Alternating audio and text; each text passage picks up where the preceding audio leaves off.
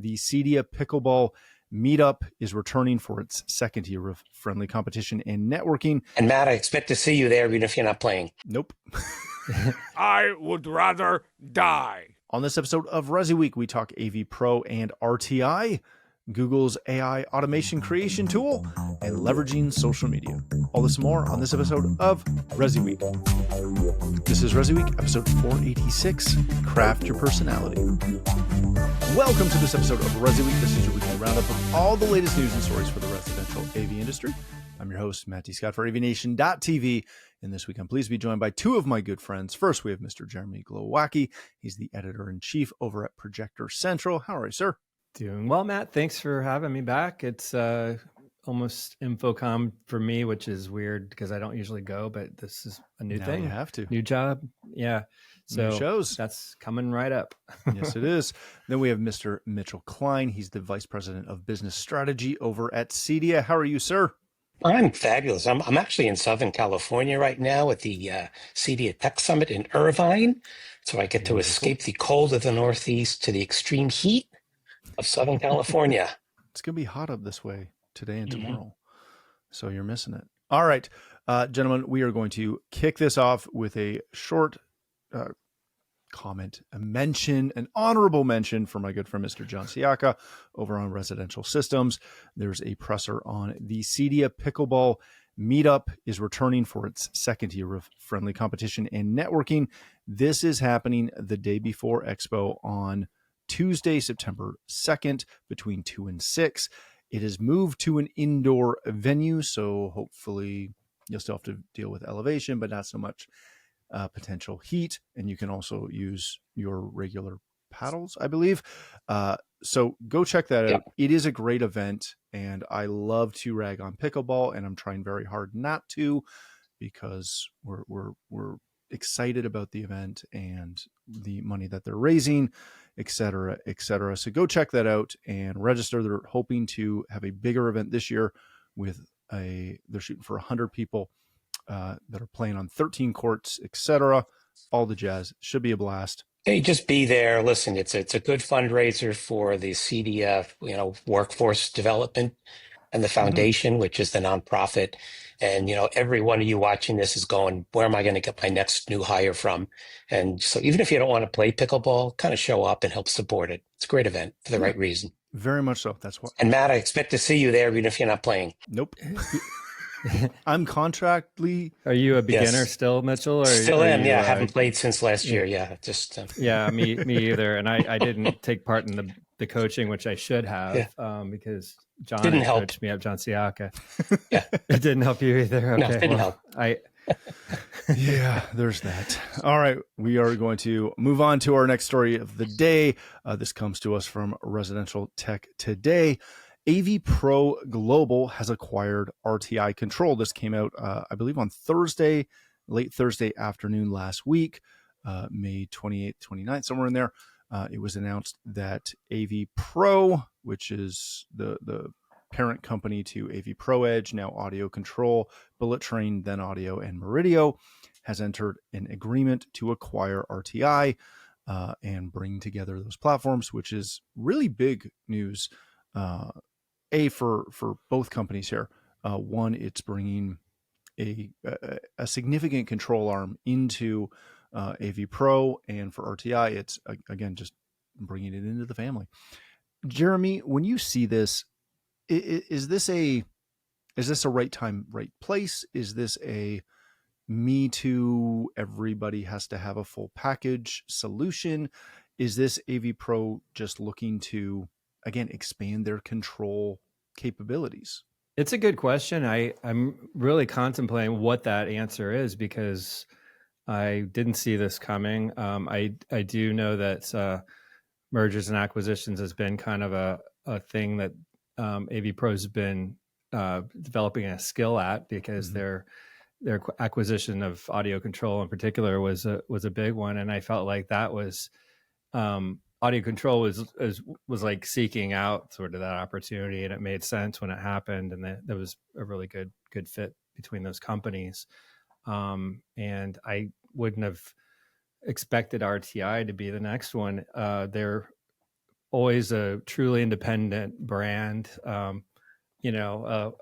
A small version of Crestron in that regard, being both privately owned companies, but it just seems so independent and so, Minnesota, Midwest, its own unique kind of little company that just kept plugging along and was relevant to a certain level of integrator because, you could still do full control, not full control, but you could do full custom. That was like still a thing for a lot of dealers that just wanted not to have a packaged kind of controller automation solution. And whether that makes sense or not for a company in terms of efficiency, I think it's where some of them felt that's where their creativity, their artistry kind of could still reside. And how these two come together, other than the fact that the leadership, I would assume that a lot of the RTI leadership would remain in place, at least for the moment. There's a lot of, kind of intelligence there that probably is unique to what they do that you wouldn't necessarily have already in the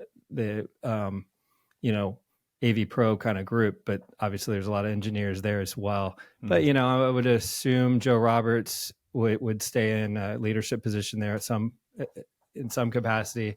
I don't see them bringing all of that operation to where I'm trying to remember not Montana, where are they located? South Dakota. It's northwest, Western U.S. So I would say that there's probably some combination of what you're asking, where it's good to have a control piece, a forward-facing piece.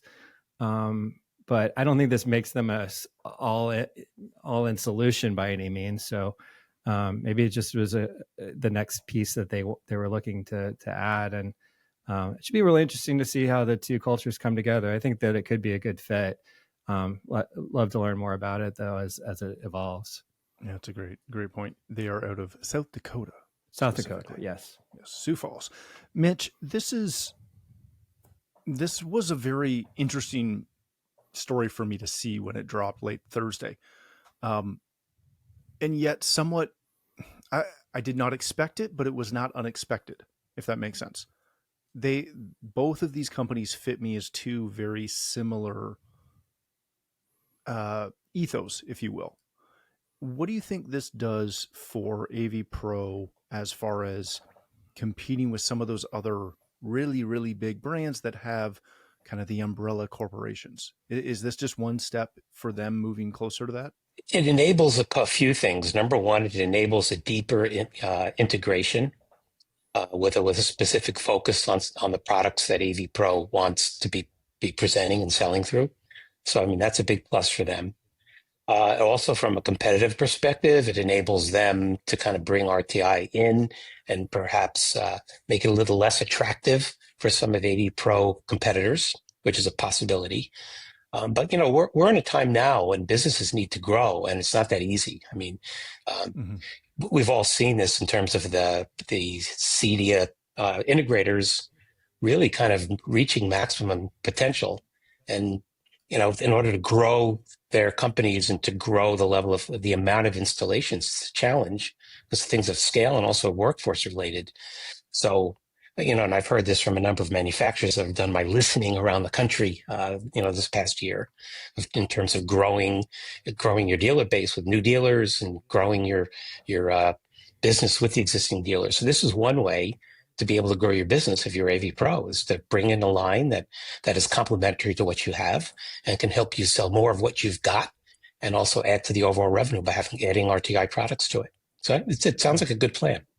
Let me kind of pontificate for a second with both of you and get your thoughts on this. RTI has also had some form of partnership. I don't know exactly how this worked out, but they did have a partnership with Bluestream, which is specific or normally a heavy European video distribution over IP company that has been making inroads into North America, again, through that partnership with RTI.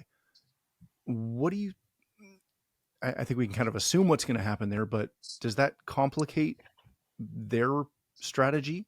Well, first of all, I've got Blue Stream right behind me, so as you can see. But in terms of that, so companies not going to cut off their relationships if they've got a good relationship. So I can't imagine they're just going to stop supporting Blue Stream products. Whether or not they continue to develop within it is anyone's guess. But if they opt to let RTI grow the way it needs to grow, if they let it be its own organization, then it should continue doing that type of work. I mean, it'd be really difficult to say, hey, keep buying my RTI product, even though my Blue Sound stuff is, no longer compatible with it. So, my take on it would be the very worst case, they'll just simply maintain what they have. Best case, they'll continue to develop and deeper that integration. Yeah, that's a great point. All right, gentlemen, let's change topics for a second. This comes to us from CE Pro. Google's AI-powered smart home automation creation tool is almost here. It's a Gemini-powered home API that is being rolled out to select group partners, expanding access to AI-powered automation programming across the platform. Essentially, you'll be able to use Gemini with the base units to then have Gemini help you create scenes and automations and all these other fun things as they roll this out. Mitch, let me start with you on this. This is going to live and likely be very, very highly used in that builder market, in that DIY market, etc. What does this mean for their partners, their customers? And is this kind of just the next evolutionary step that we would expect? I'm not sure what you mean by their partners. So whose partners? Google's partners or the builders' partners? Google's partners. No, okay, Google's yep. partners. Yep. Sorry. When Google sneezes, everyone says "bless you." So the reality is that people are going to pay a lot of attention to it. Google went and made a major investment into ADT a few years ago, so they're definitely very interested in the whole overall integration market, security market. They're paying close attention to it. As far as a partner, you want to not just pay attention to it, but you want to step up and participate in it if there's any way to do that. We do know Google has a reputation for starting things and saying, that's something more interesting over there. A squirrel over there. They've done that with some of the lines that they've brought in. But these days with the platform, the wireless platform Matter, and what they've been doing with some of their other products, pay close attention to it.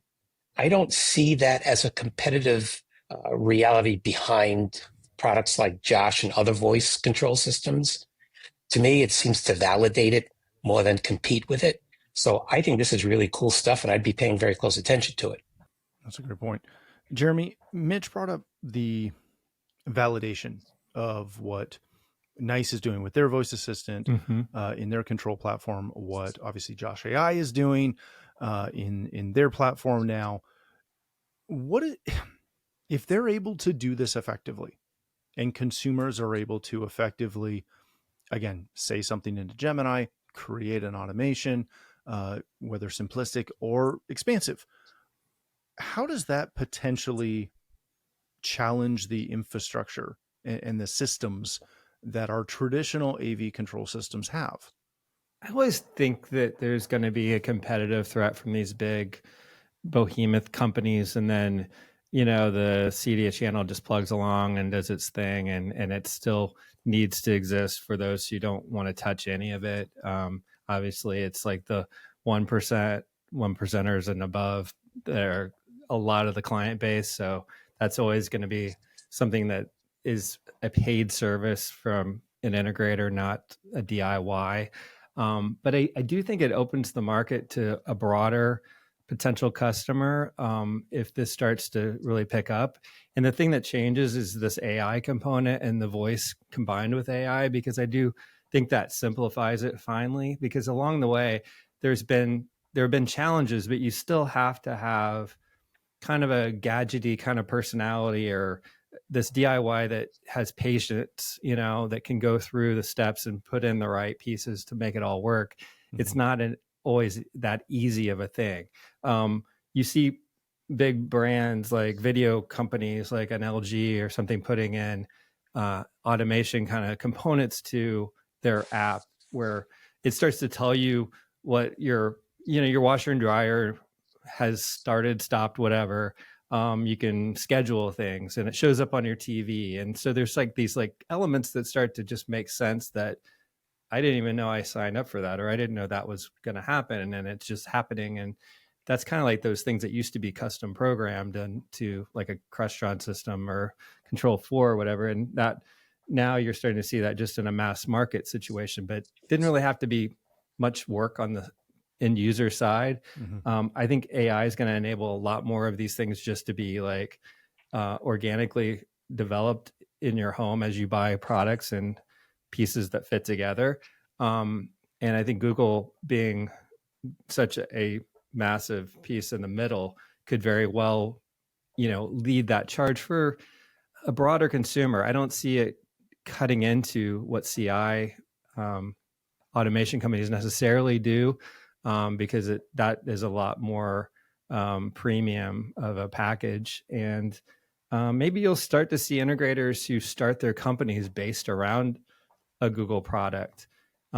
As some I've talked to, like Apple Home or whatever, they go that route, and it's like turning the page on the old school way of doing things, but they're still considered a custom integrator. They're just using that as their core. So I could see it fitting in, but not necessarily as a massive threat necessarily to the existing.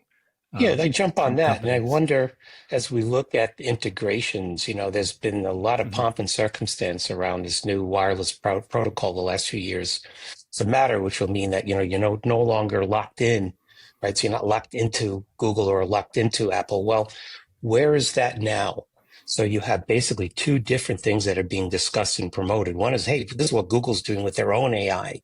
But how does that work with everyone else's AI? Is this now going to be compatible? So it's not spoken about really at this point in time, but one needs to take a leap of faith and say they really should be looking at it from a holistic industry perspective that says you don't have to commit to an Apple or to a Google or to a Samsung, that they're now all with this great AI. You can bring in any product here and the Google product will just simply line up and connect with everything. Well, okay. We'll see, won't we? Is there a chance that this is a bit of a watershed moment, the same way the voice remote was, that caused a bunch of our industry's control companies to kind of step up a little bit and do we got to compete with Comcast and their voice remote? I think if anything, it's just more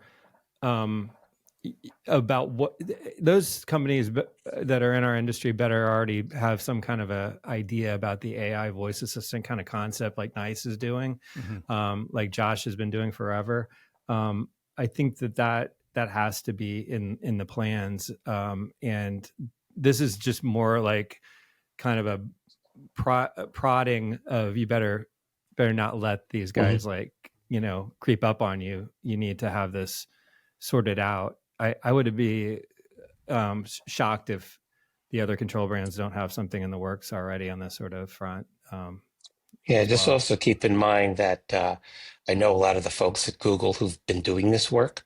They're very smart. They've been watching the industry. They're participating in the industry. So don't think of Google as, they're not in touch with what's going on. They're very much in touch with what's going on. They're very close to this, and they're smart and they're good at it. Yeah, it'll be very interesting to watch how they approach it, and then how the industry somewhat responds, if you will, for again, lack of a better term. All right, gentlemen, let's hit our last story of the day. This comes to us also from CE Pro, an integrator insider, how to leverage social media to engage potential clients. This is an integrator out of Acoustic Design Systems, who's using, again, social media to try and engage with customers and find new customers. Go read through the article. They cover a handful of kind of ideas and concepts as far as how to leverage social to not only grow your brand, but also hopefully your customer base. Jeremy, let me come back and start with you on this. I am not throwing shade at this at all, even though it might kind of sound that way for a second. I am amazed that we do still have to talk about this in today's day and age. Gosh, I met a bunch of you back when I did my first social media panel at CEDIA, gosh, when it was in Indianapolis years and years and years ago. This is somewhat the same story that we've been hearing for years, just new evidence and new approaching or new approaches. How do integrators get onto this if they have not figured this out yet? It's amazing when you talk to folks who just don't have a real sense, especially in a technology field, for something like social media.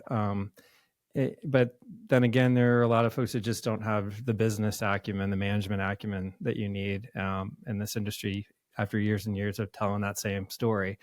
But I don't know. I think that, first of all, this Chris Darrell, who wrote this piece that kind of lined up what they do, it's pretty straightforward. Mm-hmm. But he and his wife Amanda do a great job out of Vegas. That he used to write a piece for me in residential systems, and then we covered him. I had him on the podcast, and I see him at buying group meetings, and he's really just really good at promoting in clever ways. And Amanda, his wife, is a lot of times the one that does the video sort of spokesperson in their videos. And they kind of put it in that YouTube video sort of style, which I think is the way to go, which is beyond just social media. It's having that visual video presence on YouTube that folks who are just doing research come across, and it looks like an inviting process or technology, how to use these control systems and motorized shades, and just making your house seem like a better place to live. So I think it goes beyond just like, hey, you need to have a Facebook post, or, you need to go on X and, tweet or whatever it is called these days. You need to X something out. It's about having that regular presence in the world and showing that this is not a scary proposition to be a part of, to bring someone in to create a smart home, or bring in efficient automation technologies. They don't necessarily do DIY type videos like you would go on and learn about, but they do kind of try to make it seem more inviting and less scary. And I think that's a lot of what I got from this piece is just having that under control. And it takes effort, but the technologies are easy. You can do it with pretty much a smartphone and maybe some wireless mics that are pretty inexpensive. The idea of production and editing and all of that, it's with AI technologies become a lot simpler as well. So putting together a video and making it look pretty professional doesn't take a lot these days. And I think that's the point. Just don't miss out on this opportunity to be seen and heard and looked at as an expert in your field. Yeah, that's a great point. Mitch, wrap this up for us. My kind of takeaway overview of this was, again, you just kind of have to create a strategy and figure out what your voice should be for your company online. And it should be similar to all of your marketing, right? It's got to be consistent. Mm-hmm. How do you figure out your voice? Wow. Well, first of all, just to the first part of the question, why do we have to talk about this again, or still, why are we still talking about it? I think an important part of it is because so many dealers have said, I get all the business I can get from word of mouth, right? Mm-hmm. And what happens if we get even more job opportunities that we can't deliver upon? So, in some ways, not doing the social media and building your brand out there has helped them from becoming overwhelmed with work, which is, by the way, those are all bad arguments, but I'm just saying they're making those arguments, and in the reality, how do you get your voice? You have your own customer, you have your company culture. If you're not sure exactly what it is, bring in a consultant and help figure that part out. But you got to know who you are, who your customers are, what you're trying to achieve. So you can't just throw videos together and say, hey, look, I hung that TV. I can do that for you too. Because there's so many others who are doing exactly the same thing. So to your point, you really want to craft that personality. You really want whatever social media you use to be consistent with this unique personality that is you and that is your company, and get that voice. Yeah, that's a great point. All right, gentlemen, let's leave it there. Thank you both so much for joining us. Mitch, if people want to connect with you, learn more about CEDIA, where can they do that? Well, you can always go to cedia.org, or you can reach out to me directly, which is mklein@cedia.org. Excellent. Thank you, sir. Mr. Glowacki, if people want to connect with you, learn more about Projector Central, what can they find that information? Yeah, go to projectorcentral.com and check out our latest reviews and news, and even a periodic podcast where we go kind of deep dive into the review, talking to the excellent writers and editors who we have reviewing those projectors. And I will be at InfoComm. So like I said, look for me there, doing a lot of video interviews. And also LinkedIn's a great place to find me. So hope to hear from everybody out there. Excellent. Thank you again for joining us. If you'd like to connect with me, you can find me at Matt D. Scott on most of the socials. But more importantly, please visit AVNation.tv, where you'll find this show as well as a wide variety of other shows with all the verticals that we cover. When you visit the website, please take a moment to check out our supporters. We are extremely thankful for their support and ask that you check them out as well. Thanks again for watching. That's all the time we have for this episode of ResiWeek, the network for the AV industry. What are you listening to? This is AV. This is AVNation. This is AVNation.